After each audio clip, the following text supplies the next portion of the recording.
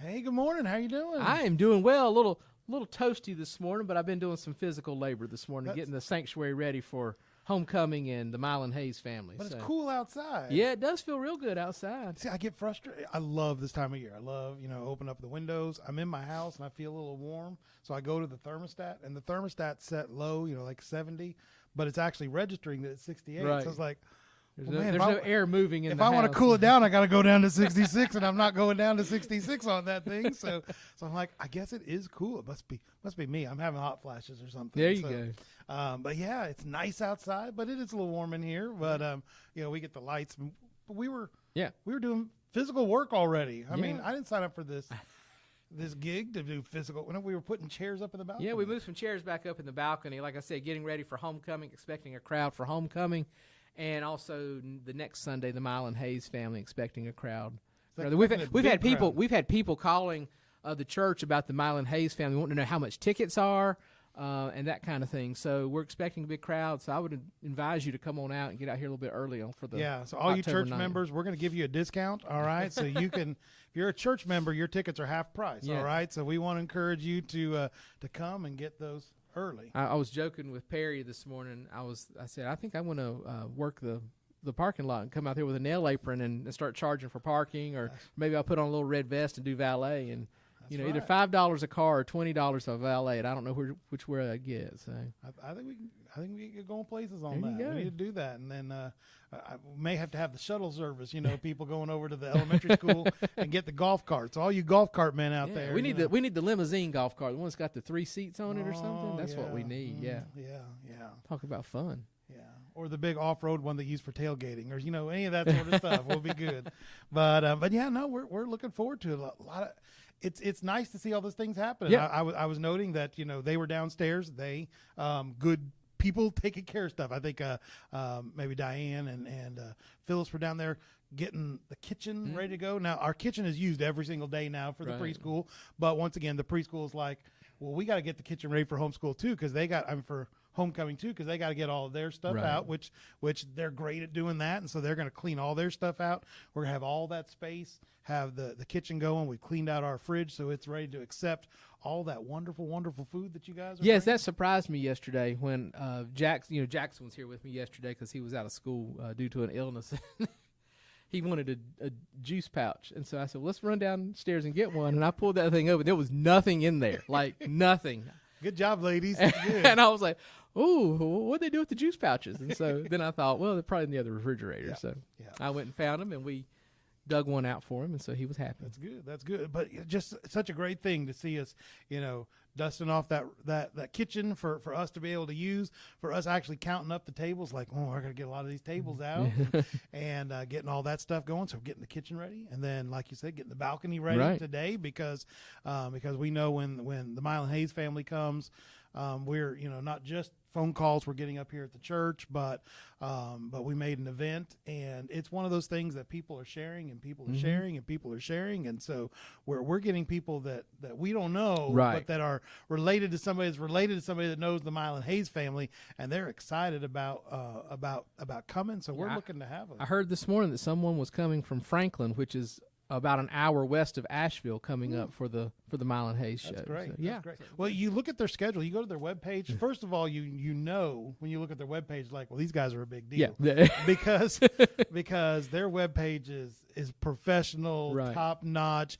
and it has like their albums all down there, and then you go to their schedule, their calendar. They're and all stuff, over. And it's like, oh, well, look at that. They're performing at Opryland Yeah. and Dollywood, and they're doing all these festivals. I mean, Perry went up and saw them in Lancaster, Right. Pennsylvania. He's and been so- out to Pennsylvania and Memphis, and another guy was saying he looked them up on their website, and they were doing a show in Texas somewhere. Yeah, So, yeah.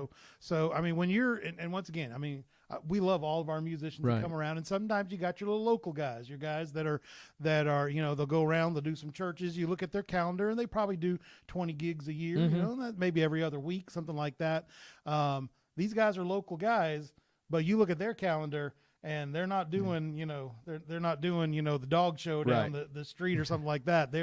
they're going around, and so we're blessed. These are professionals. This is what they do for their living. They tour and do albums Sell of gospel albums, music. yeah, That's yeah. what they do. We'll be taking up a love offering during the show at some point in time to help offset the cost for them. So yeah, we To the workers worth their wages. I mean, you and I are ministers. We kind of know how that works. You know, we get a lot of times when you know, when you go and do something as a minister, and people just think, well, you're a minister. You're doing it for the Lord. good job, and they pat you on the back. We don't want to be that church. No. We want to be the church that blesses them. But here's the deal: when we're a church, because we clearly have people in it that can bless them. Sure. When we bless them, it gives them the ability to go to a place where maybe they can't have all the resources and taken care of, and they can bless people in places that don't have that huge gospel presence and be able to bring the gospel message that way. And so there is a mission that we do for something like this by helping that. So we're looking forward to seeing you be a part of that. And then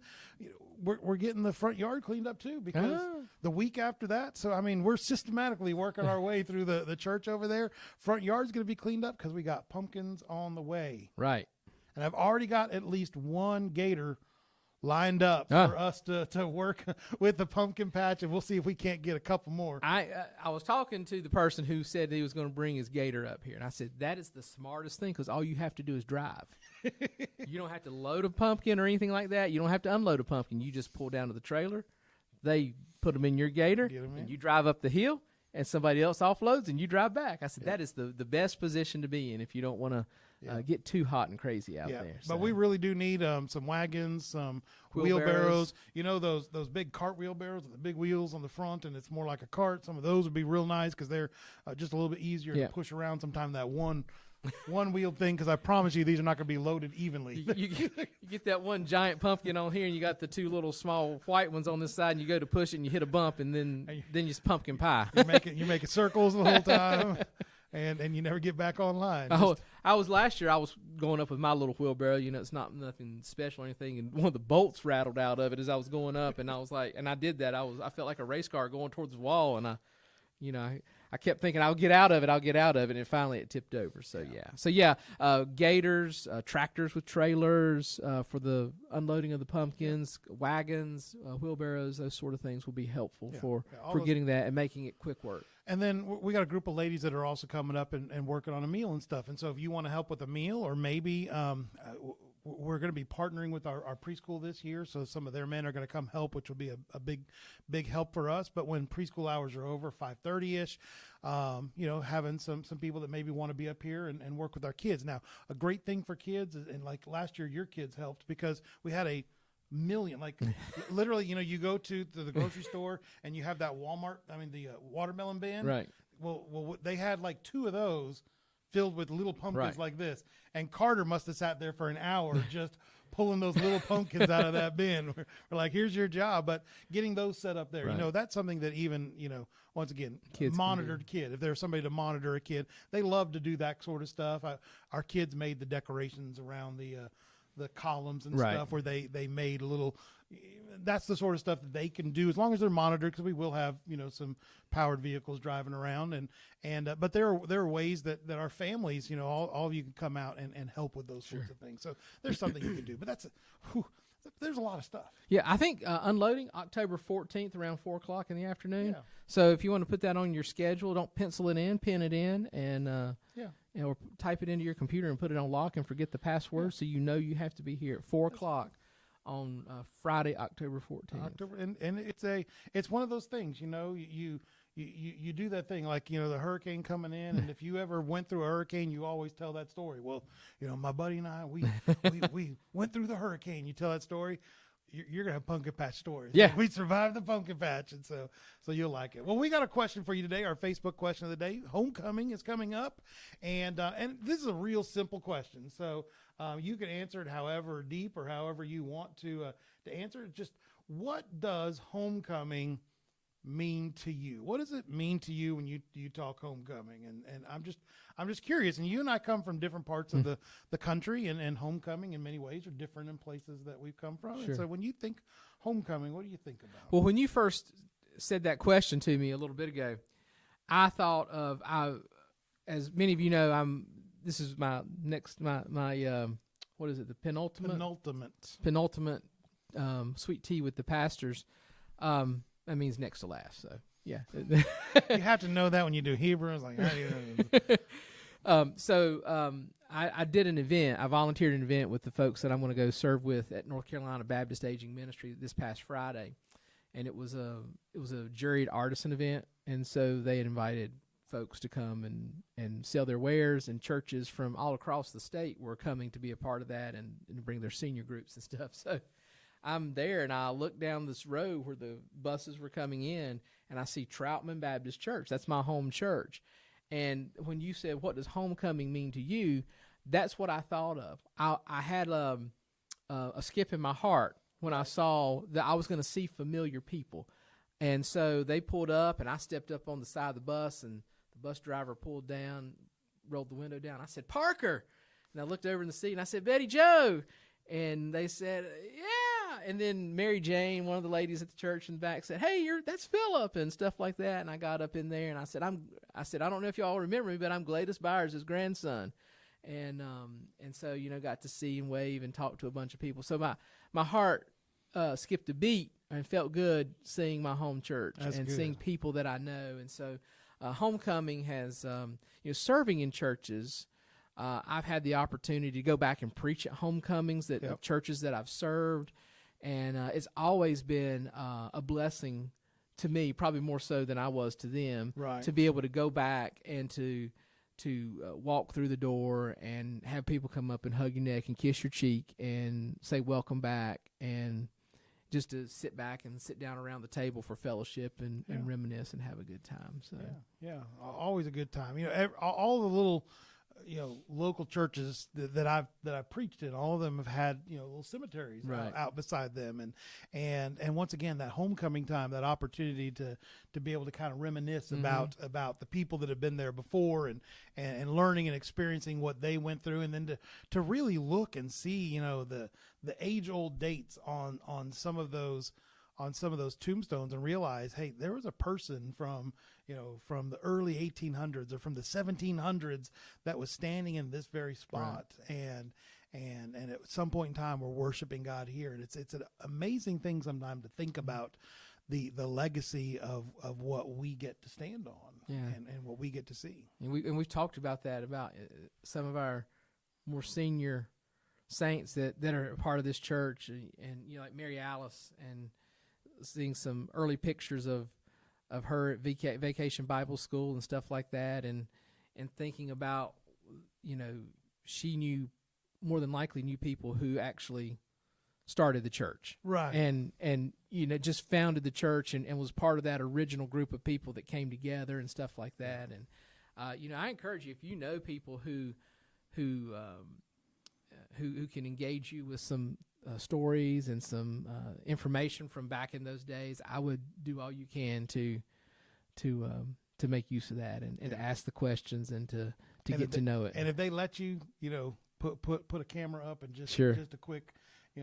filming it somewhere, and that's stuff will be invaluable one of these days. I mean, we go upstairs to the historical room, and we have all these old pictures, but not as many as you would think. There's not really at least I haven't seen a really good picture of the original church building, right? The one that burned down.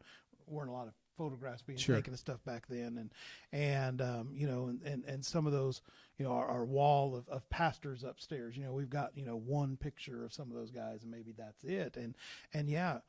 To think that we live in a day and age where we can not only have pictures of these people and then a written story of it, but we can actually sit down and have them tell their story, and we're losing some of those anchors of the church. And so that's one of those great things that homecoming can do for us. It can remind us of those great things that are going there. And I think it helps us too. I think that there's in a way, that baby boom generation, which right now is the anchor of a lot of our churches, but really in many communities, that baby boom generation was the one that kind of drifted away from the church. They were that first generation that left town and went off and pursued their career somewhere else. They went off and found the job in the big town and stuff. And what I'm finding right now more than ever is that baby boom generation is is now desperate for that homecoming, Right. that nostalgia of where they came from, and are realizing now that they're older the importance that stuff played in their lives that they maybe dismissed when they were younger. You know, we're not going to trust anybody over 30, and now realize, well, I'm over 30, and there was maybe some value into that old home fashion community, and maybe I'd like to, you see a lot of those people moving back, Coming these home. directions, So I got a question for you about homecoming. You were in the your family was in the military, and they bounced around. I know I've heard Guam and Maine and some other places like that. What do you consider as your home church that you would think, this is where I would go for homecoming if I had to put a stake in the ground and say this is it? I'm just curious. I mean, that's a good question. I think ultimately we say, we worship God in spirit and truth. Right. For us military people, we're not going to worship on the mountain or in the temple. It's going to be in spirit and truth. But the church that I would go back to, like if I were to go back to a place, and it was one that I spent a relatively short time at, but it was my first real ministry job, and it was that church in Fitzhugh, Oklahoma. I think one of the things that helps that is that pastor Steve Wilburn was my mentor pastor, and he stayed at that church until just like a year ago. And so I think back to that. He was probably there over 35 years, and that's rarer and rarer nowadays when you see those pastors that stay there. But I'm actually trying to find a way to get him to come and speak to the church, because I think in very many ways the struggle that Fitzhugh Baptist Church went through when he first came there to where they ended up is a beautiful revitalization story about what goes on. And he was in a town. Fitzhugh was a town that there were 5 buildings in it. 2 of them there were churches. They had a post office. Back in the day, there was a school there, but the school had closed down, and the county kind of opened it up as a Head Start program, so it just was kind of like a daycare thing.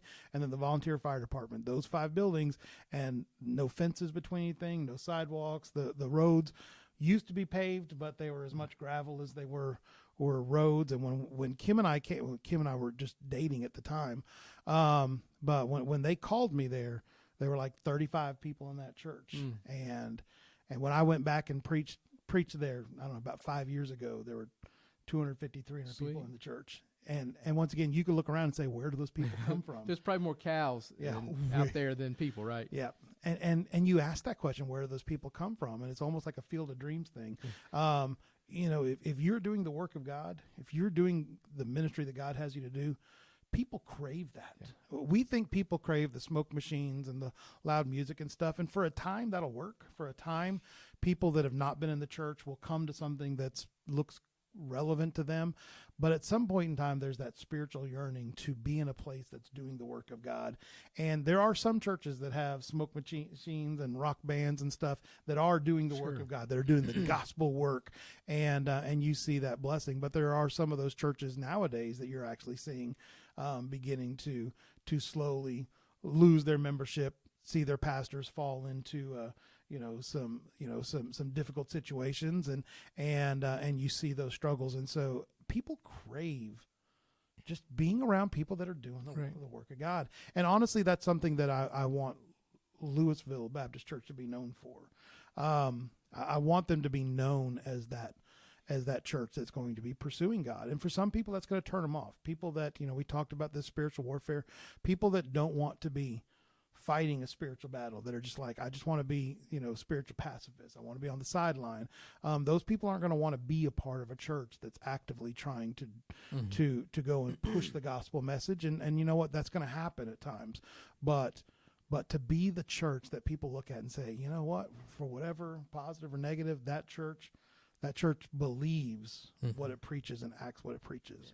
See, I got a homecoming story. So once again, my dad retired my high school age down in Texas. And in Texas, like, I never thought of church homecoming, because really, being in the military, a lot of our churches were churches that serve as military people. And so it wasn't that homecoming idea in a church wasn't as prevalent as an idea. Your your congregation turned over Yeah, all the time. Yeah. We were stationed in places sometimes 2 years if we were overseas, sometimes 4 years but you were just constantly moving. And my dad was a deacon at all those churches, and you think about it, it's like he was only in that church for 2 years, Yeah. but he was the chairman of the deacon the second year he was there. It's just I have friends down in the Jacksonville area around Camp Lejeune, North Carolina, and they say they have a new church about every 18 months down there. Yeah. So. And so it's a different thing. It's a difficult in many ways, but it's also positive. You're getting, it's hard to get stagnant that way. Yeah. It's hard to get caught in your, we've never done it that way before. It's like, well, we don't know what you've done before, but you also have a lot of young, energetic people with family and kids, and so you've got ministry opportunities abounding. And so, but he retired, and we retired in Texas, and all the homecomings I ever knew about was kind of like, basketball homecomings or football homecomings. It was associated with the schools. And in Texas, when you do homecomings, and people will post pictures sometimes of like football homecoming in Texas, and they'll laugh about it. It's like, ha, ha, ha, ha, ha. But they give away, you put little flowers for your girlfriend and stuff. And so you might get her a little corsage that she wears on her wrist or a little boutonniere. In Texas, they do these mums, and you might be a mum that's like this big with ribbons going on it, and it jingles and jangles and stuff because there's bells and whistles and little knickknacks and stuff. And if your mum is this big, you're going to school shamed because that is so small and nobody loves you.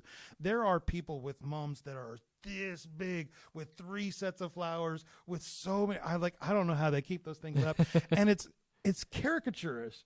But that's all I knew. I thought that's like, hey, it's homecoming. It's time to buy a flower that's the size of a pizza and stick it on your girl. It's like, here you go. And we moved to Oklahoma when the kids were there, and we had the first homecoming, and we showed up at the football homecoming. We're like, did you show up with your mums? we're all the kids were pretty young at the time, so we weren't quite getting in there. We're like, we're all the big flowers. I was like, you're supposed to have the big, and nobody had big mums. And I'm like, well, this is a disappointment. But I think Bob and Margaret the other day, their kids live down in the Austin area. Grandkids live down there. I think they posted a picture of their kids wearing the big old mums. Okay. And they're like, can you see? I was like, oh yeah. And those are small mums. Your kids were embarrassed because they didn't have the big mums. ones. Like if you were a cheerleader, you couldn't see your outfit because there were so many mums that were going on. It's just it's a different thing. But if we're talking about, you knew, hey, that person right there has, often it was like the moms would go over top and, get them for their daughters and stuff. But, a boyfriend would have to be in on it with the moms, like, okay, we got to get this thing as big as, but you knew, who that person was. You knew that there was something significant. And to be the sort of church that when we have homecoming, I don't mind it being a gaudy homecoming. I mean, I don't want it to be, untasteful or stuff, but for the people around us to know, I'm proud to be connected to Louisville Baptist Church, and I'm going to wear it on my chest so that people know. I mean, I want people to hear me jingling when I come down the street. I want people to see that mum. I want it to be the brightest colors possible, and I want them to know, oh, hey, it's homecoming, and how great would that be in a town like Louisville, that when Louisville Baptist Church has homecoming, then the community has homecoming, right? Because we are, we are the church in the center of the town. We are the church that was here first. Like I said, I think we beat the Methodists by 2 weeks. Yeah, there was something about that. There was a friendly competition back in the day about that, and there's you can go up in our history room and read some of that. Read some of those things. And so when we have homecoming, it is a homecoming of the town. I mean, the town was centered around, honestly, these 2 churches. And so when we have homecoming, it's a significant thing. It should be a community-wide event. People should be able to look at us and say, oh, man, Louisville Baptist Church is doing their homecoming again. And I want I want us to be that church in our community, not compromising the gospel, but proud of the fact that God has done something here and excited about the fact that God's going to do something again in the future. Great. Yeah. Well, we talked a bunch. I got to check. Last week we really got into it, and we went way longer last week, but it's good. I got some people in our comments saying, hey, our ladies, those of you that are helping with the pumpkin patch, they are going to have a sign up for foods and stuff to do stuff for that. It's not a sign up for homecoming meal because there's no time for sign ups. You just got to start cooking now. Right. All right. You got to start cooking now and get your best stuff out there. So getting that going, but really you can bring anything. The church provides provides the chicken bird, the holy, Yeah, the the holy gospel chicken, bird. the gospel bird, The gospel bird. dipped in the holy water and served up for all to enjoy. And so we'll provide chicken and stuff, but whatever you want to bring. I know people bring other sort of specialty, meats they have, but bring those casserole dishes, bring those Ham those biscuits would be good. ham biscuits. We're always pushing some things that are there. I'm always Banana looking. pudding would be good. I heard some people throwing down some banana pudding stuff the other I'm day. just saying. Mac and cheese. Yeah, the kids love some mac and cheese, but like the good mac and cheese where it's got the breadcrumbs all And on that, top. yeah, of the it. crusty stuff on top, and it's a Yeah. little, Mm. it looks a little overdone on the top, and like in the corners and stuff. That would be good. But it's good like that. All right. So, yeah. My in-laws, they like those, the onions that are whatever in the creamed onions. They like that kind The of French fried onions. Yeah, no, just like the creamed onion, like the Oh, little okay. the Gotcha. little The little pearl onion. pearl onions. Yeah. They, but whatever it is, whatever you make, and do something special. Show me your Culinary. culinary North Carolina expertise. Yeah. I don't And think we're then- going to have any Texas barbecue. And then if there's any kind of pie that has like some sort of thing, like the taller the pie, the better the pie. You want lemon meringue, Like coconut cream pie? Like lemon meringue. Like I love me a coconut cream pie, but if you just got to pick one, like a lemon meringue or a key lime, Okay. I'm good with that. That sour in with that. I bet you would like an Atlantic Beach pie. I bet I would, because it said many things that I like, beach and pie. So It's a good pie. I think I would like that. So we're looking forward to seeing you guys do that. I think, and I've heard rumors back in the day, some of our men will be outside with carts and stuff. Yes. So you can bring your dish and you don't have to find your way into the kitchen. You can bring your dish, set it on the carts. The men will take it back, and there'll be somebody there to set it aside. If you're crock potting, there'll be I places guess. to plug in your crock pot, and you'll be ready to go. You could bring that. And Yeah, so we'll have some people with carts prior to Sunday school. Remember, Sunday school is from 9 to 9:30. There'll be some people out there with carts prior to Sunday school, and then between 9:30 and 9:45, they'll be back out there. So if you're just coming for the worship, please remember, worship is not starting at 10. The worship celebration is at 9:45. 9:45. So if you are a worship-only attender, make note of that. If you come at 10, Somebody's gonna have your seat, somebody will have your seat. because we know your seat's the best seat. Right. So, yeah, just make sure that. And if you're inviting people, make sure you tell them 9:45 to be here. So, but, yeah, they'll be there to do that, and they'll take care of your dish. Also, if you're bringing a dish, get your name on it some way. So once homecoming is over, we can return those to the rightful owners. Yeah. And then choir practice tomorrow night. Anybody wants to be a part of that? I think we had about a dozen last time. We're looking forward to even more. Oh, my battery is running low. Why is it running low? I'm plugged in. Philip's going to talk for a second. Okay, I'm gonna I'll check our talk to battery. you. So, yeah, looking forward to homecoming and the Milan Hayes, and then beyond that, we have the trunk, not the trunk or treat. That's next after this next thing. The pumpkins that we'll be doing. The proceeds from the pumpkin patch go to local missions work around our country, and the mission work around the world as well. So that's where our proceeds go with that. The proceeds from the pumpkin patch does not pay a light bill. It doesn't pay salaries or anything like that. Everything that comes in, probably within about a week or week and a half of wrapping up the pumpkin patch, the checks have already been written and signed, and they're in the mail back to those groups. So do that.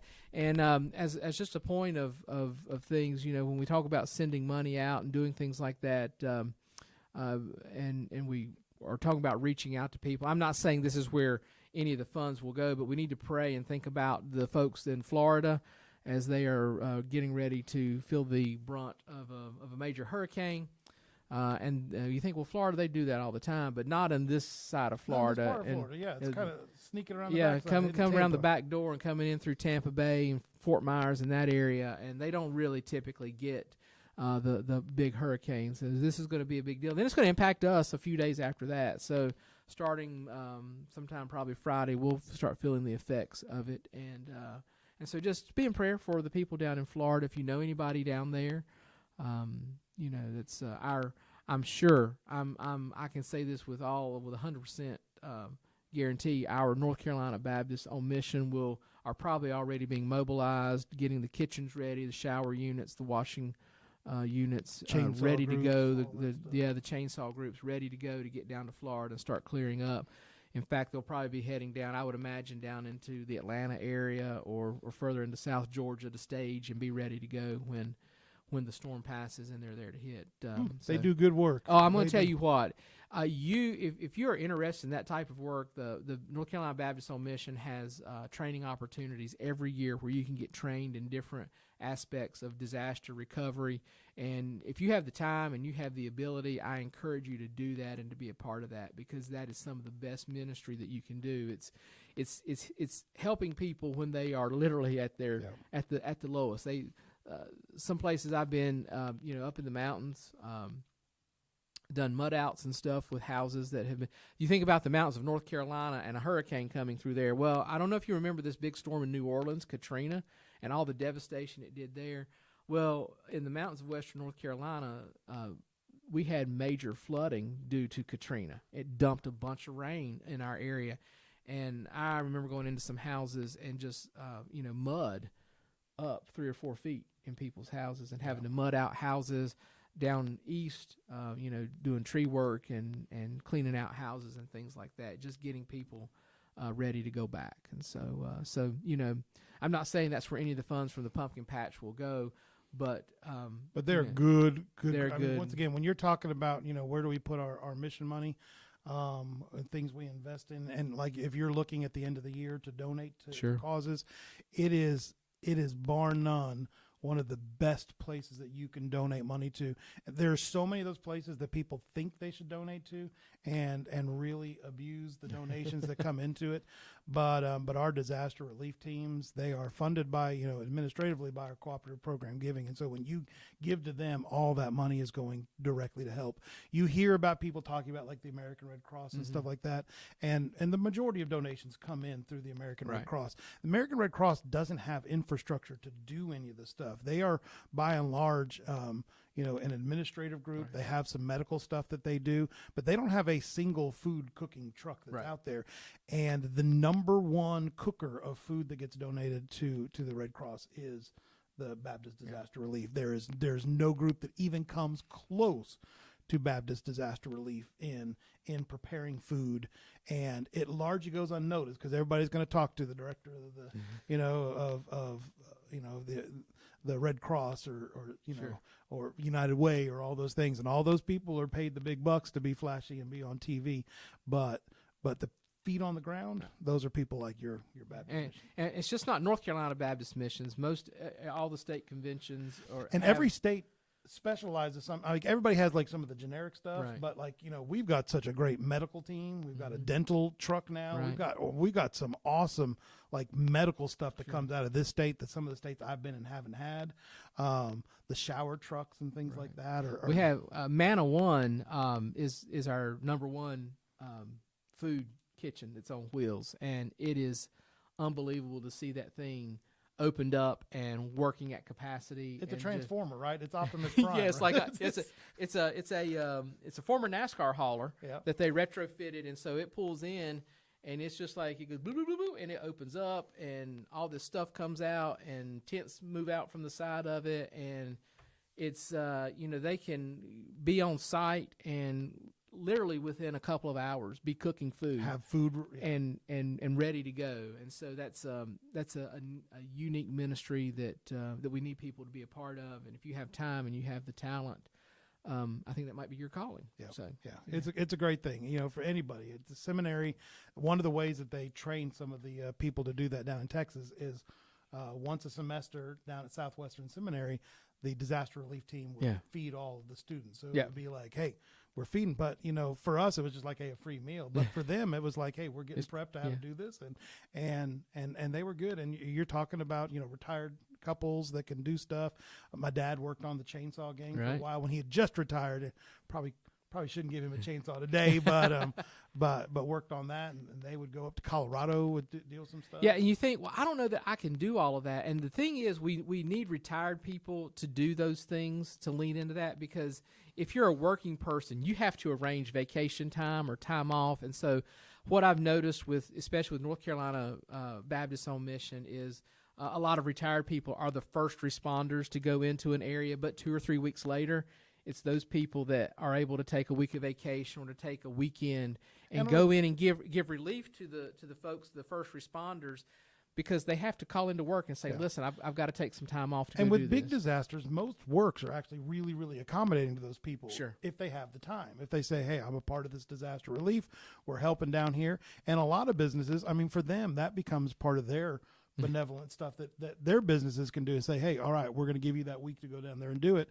But yeah, you do need those first guys to get down there. And a lot of those first responders down there, some of them are just surveying, like going house to house and finding the needs and then calling in the people that can come. And so, it's a great feeling to be it's not a great feeling to be in a disaster area. Trust me. I've been there, living on the coast with hurricanes and things like that. But there is a good feeling when you see that North Carolina disaster relief convoy pulling into your area and setting up and just getting to work. And then you see local Baptist churches from the mountains and from the Piedmont coming with their van and their trailer that's equipped with whatever they specialize in and doing, and they're showing up and they're coming to the rendezvous point. And it's like what an army would do on the battlefield. You have your white hats and you have your yellow hats and your blue hats. Blue hats if you're special. and they're telling you where to go and what to do. And it's really a beautiful picture of really Jesus and what he means to a lost and dying world, going in and giving people a hand when they desperately need it. Yep. Yeah. It's great. It's great. So I want to read you a passage today, and it's relating to kind of our homecoming stuff. The Old Testament, so much of the Old Testament story is about trying to come home. It's the nation of Israel wandering around. They're promised a promised land. Eventually they get to that promised land, but then, they have famine, so they get over to Egypt. They get stuck in Egypt forever. They get delivered, and then they wander the wilderness for 40 years until they return to the promised land, and they get back there, and then they live there for a while, and they end up disappointing God. They end up getting the curses rather than the blessings, and they get once again captured, and they're off in Babylon, and then they're returning again. It's this continual cycle of coming back home, and there's that attachment to that land that was special to them. And I'm going to read a passage out of Ezra. So in that whole scheme of where they come and go, Ezra was that group of people that had been exiled into Babylon. So they've already kind of gone through this, and they get to come back, and all Ezra wants to do is rebuild the temple, to have a place where they can worship God. And you read it, and the best I think that they're able to do with Ezra in the book of Ezra is to basically clean all the rubble out of where the temple was and to refirm up the foundation. Like, they didn't build the whole structure, but hey, this is where it is. You can see the steps here. This is where, and they put an altar up on the steps. So it's like, hey, this is where the altar should be. And they didn't have a chance yet to build the whole building. But they had the temple ground. They had this place where it is. And so I'm going to read out of Ezra chapter 6, verse 19. It says, oops, I don't have your, let me get you all. There we go. On the 14th day of the first month, the exiles celebrated the Passover. The priests and the Levites had purified themselves and were all ceremonially clean. The Levites slaughtered the Passover lamb for all the exiles, for the relatives, the priests, and for themselves. So the Israelites who had returned from exile ate it, together with all who had separated themselves from the unclean practices of their Gentile neighbors in order to seek the Lord, the God of Israel. For 7 days they celebrated with joy and the festival of the unleavened bread, because the Lord had filled them with joy by changing the attitude of the king of Assyria, so that he assisted them in the work on the house of God, the God of Israel. And I wanted to use that passage. I wanted to use one of those Old Testament. The Old Testament is filled with festivals, celebrations, and a lot of parties. And they like to do that. And sometimes we can be so stuck in the mud sometimes and forget that there was a lot of trouble in the Old Testament, but when they saw God deliver them, they celebrated it. And when when they got back and they rebuilt just the foundation. I think some of it's just the foundation. I mean, our church burned down. I wasn't there when it happened, but many, many years ago, our church burned down, and there could have been that sense of, oh, well, the church burned down. Or you could have that moment when you clear out the rubble and you gather everybody together and you stand in the spot where, this is where our burned down church is. But we're going to worship God here anyways, and we're going to celebrate God. And for the Israelites, that was their homecoming. Their homecoming wasn't the actual getting to the destination. Hey, we traveled this long distance. We're here in Jerusalem. Their homecoming was when they cleaned off the Temple Mount and they were able to worship there for the first time. And they worshiped that Passover celebration. And how great is it do we see so many of the significant events that happen in scriptures happening around that time, at that time of Passover. And we see, that Easter time coming up, the death of Christ going on.